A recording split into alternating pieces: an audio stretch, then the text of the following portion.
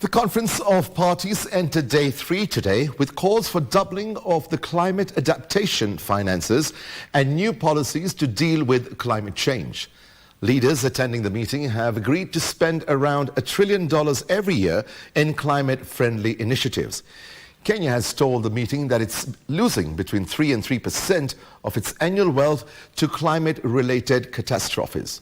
OBrien Kimani has more details from the COP28 in Dubai, United Arab Emirates.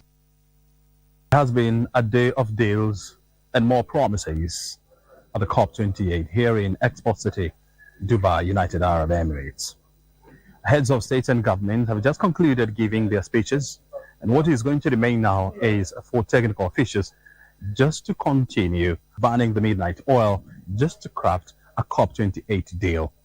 Kenya has managed to ink a deal with a number of financiers whereby more than 450 billion shillings will be committed towards the production of green energy as well as sustainable agriculture.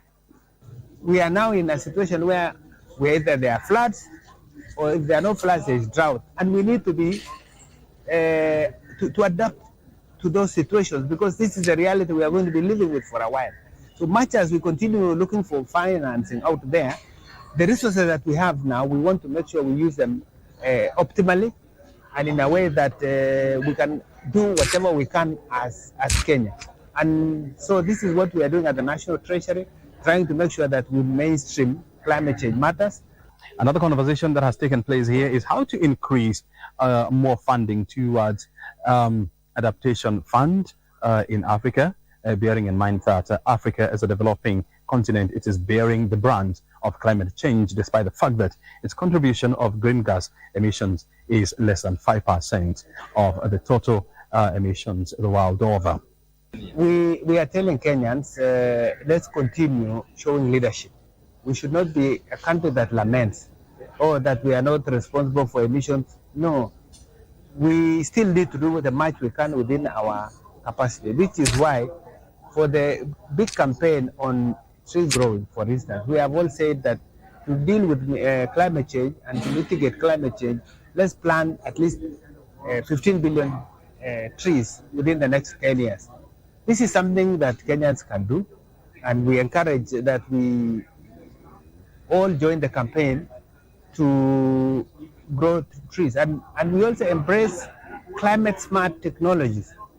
The civil societies have also voiced their concern, saying that development partners are not walking the talk when it comes to availing the necessary resources to help African countries adapt to the changing climate change, as well as put in place more resilient measures that will go towards helping the continent deal with vagaries of weather.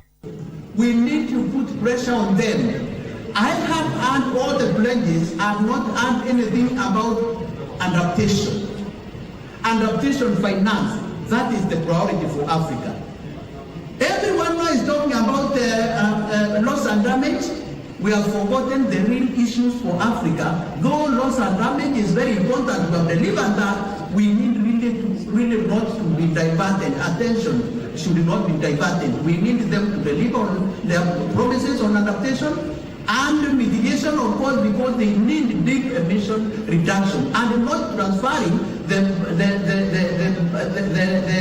burden of action to us through for solutions to Africa that we are going to pay you so that we can continue living our profligate lifestyles. No, we need to say no, and the climate finance money is not charity, it is their obligation. Well, we're keeping tabs of what is happening here at the COP28. We are here until the end of the conversation. Stay right here on KBC. My name is OBrien Kimani.